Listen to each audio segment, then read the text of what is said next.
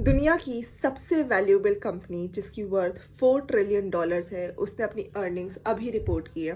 And guess what, Nvidia ने फिर से धमाका किया। सिर्फ Q1 में ही एनवीडिया ने $46.7 बिलियन का रेवेन्यू बनाया, जो कि लास्ट साल से 56% ज्यादा है। इसका मतलब ये है कि एआई का क्रेज अभी भी फुल पावर में है।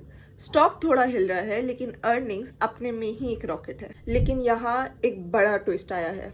एनवीडिया ने बोला है इस क्वार्टर उन्हें चाइना से अपनी sales of H20 AI chips zero मिलने वाली है। और सोचो, पिछले साल ही सिर्फ चाइना से उनकी सेल्स $5.5 बिलियन की हुई थी, जो कि उनके रेवेन्यू का 13% था। अब वो पूरा हिस्सा गायब हो गया है। बात यहाँ सोचने की ये है कि ये सब हो क्यों रहा है। ये इसलिए हो रहा है बिकॉज बीजिंग अपनी कंपनीज को एक्टिवली डिस्करेज कर रही है कि वो US अप्रूव्ड डाउनग्रेडेड चिप्स ना खरीदें।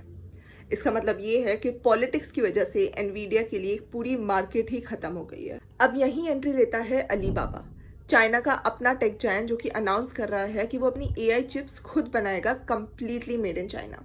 इसका मतलब ये है कि एनवीडिया पर डिपेंडेंसी कम होगी और एक नया कॉम्पिटिटर सामने आ गया है।